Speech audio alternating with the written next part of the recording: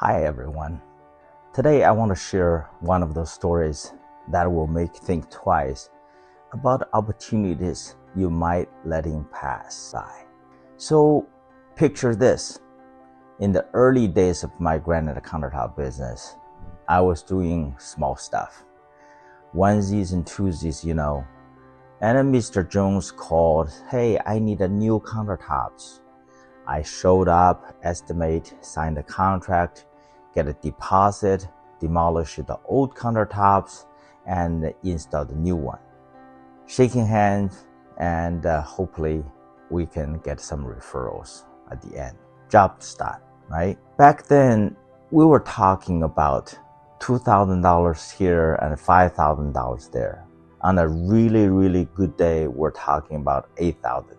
And this is not everyday stuff. One job, 1 week of work. And it wasn't easy.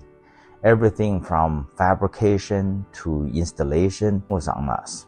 I was one of the 3 guys that we were doing everything, especially me. I'm salesman, project manager, fabricator, installer, pretty much the guy who fixes anything if anything happens. Then one day, out of nowhere, we got this fax. Yeah, a fax from Clark Construction.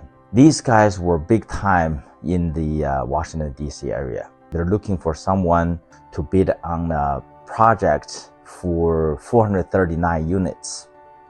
Yep, you heard me right, 439. And get this, they require a minimum of 5 years experience. Let me tell you, at that point, we hadn't even been in business for a full year yet.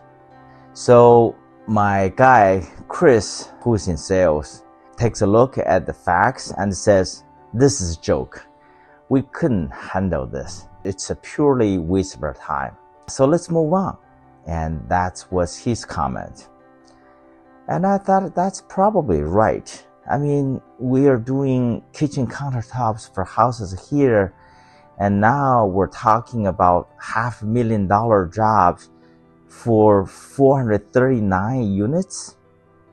Yeah, that totally makes sense right away, right? But then I thought, wait a second. What do we have to lose? What is the worst that could happen? They say no. So I did what any completely unqualified person would do. I threw a number together and the back of the envelope, scratching some of the quick calculations, and faxed over the proposal. And you know what? The very next day, they called. Now I'm sitting there thinking, oh man, what did I just get myself into? They wanted a samples. So I grabbed my granite samples, drove out to meet this guy, Ken. And we had a little chat, and you know what? I laid out everything for him. I said, "Look, Ken, I know we're new. We don't have the years experience you're looking for, but we know the business. My background in finance will make sure this job will done right." Somehow Ken believed me, and before I knew it, there was a contract sitting on my desk. Now, this is where the suspense kicks in. I'm staring at this contract, realizing I've just agreed to 439 units of countertops. You know how many countertops we were doing at that point? 1 per week. Yeah, 1 countertop per week. And I just signed up a contract to do 439 in a matter of months. There was no way in hell that we could do this with the setup we had. So what do? Well, I wasn't going back out then. I took the job and went straight to my roots, China. I traveled across the 3 provinces, inspect the factories, testing granite, negotiation prices, figure out the timelines.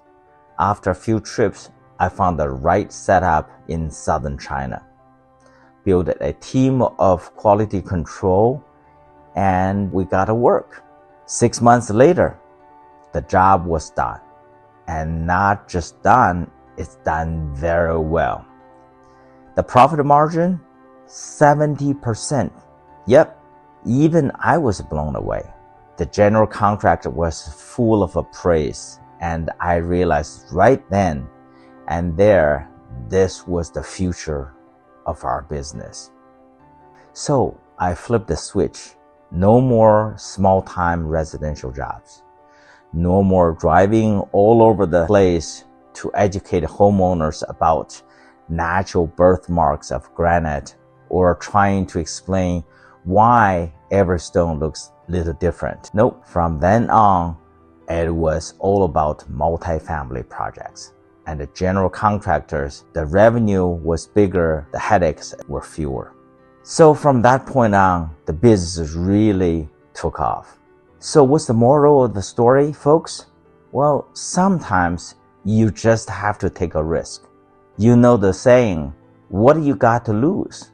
Well, if I hadn't taken that leap, I'd be still chasing small jobs, dealing with the picky homeowners and the scrapping by.